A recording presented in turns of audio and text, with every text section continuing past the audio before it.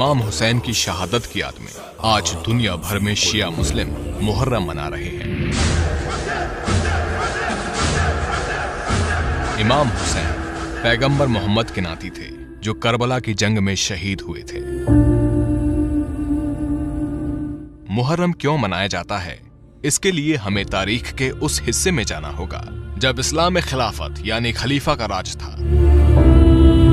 ये खलीफा पूरी दुनिया के मुसलमानों का प्रमुख नेता होता था। पैगंबर साहब की वफात के बाद 4 खलीफा चुने गए थे। लोग आपस में तय करके इसका चुनाव करते थे। इसके करीब 50 साल बाद इस्लामी दुनिया में घोर अत्याचार का दौर आया। मक्का से दूर सीरिया के गवर्नर यजीद ने खुद को खलीफा घोषित कर दिया। उसके काम करने का तरीका बादशाहों जैसा था, जो उस समय इस्लाम के बिल्कुल खिलाफ था।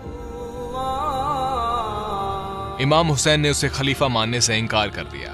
इससे नाराज यजीद ने अपने राज्यपाल वलीद पुत्र अतुआ को फरमान लिखा, तुम हुसैन को बुलाकर मेरे आदेश का पालन करने को कहो। अगर वो नहीं माने तो उसका सिर काटकर मेरे पास भेजा जाए। राज्यपाल ने हुसैन को राजभवन बुलाया और उनको यजीद का फरमान सुनाया। इस पर हुसैन ने कहा, मैं एक व्याभिचारी, भ्रष्टाचारी और खुदा रसूल को न मानने वाले यजीद का आदेश नहीं मान सकता। इसके बाद इमाम हुसैन मक्का शरीफ पहुंचे ताकि हज पूरा कर सके। वहां यजीद ने अपने सैनिकों को यात्री बनाकर उनका कत्ल करने के लिए भेजा। इस बात का पता हुसैन को चल गया, लेकिन मक्का ऐसा पवित्र स्थान है जहां किसी की भी हत्या हराम है। खून खराबे से बचने के लिए हुसैन उम्रा करके परिवार सहित इराक चले गए। मुहर्रम महीने की 2 तारीख 61 हिजरी को हुसैन अपने परिवार के साथ करबला में थे।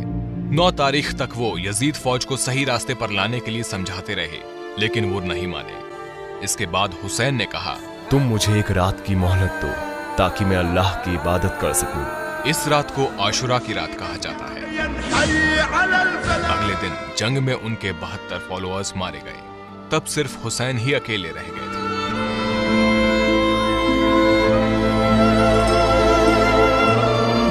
तभी उनके खेमे में शोर मचा। उनका 6 महीने का बेटा अली असगर प्यास से बेहाल था। हुसैन उसे हाथों में उठाकर मैदान करबला में ले आए। उन्होंने फौज से बेटे को पानी पिलाने के लिए कहा, लेकिन फौज नहीं मानी और बेटे ने हुसैन के हाथों में तड़पकर दम तोड़ दिया।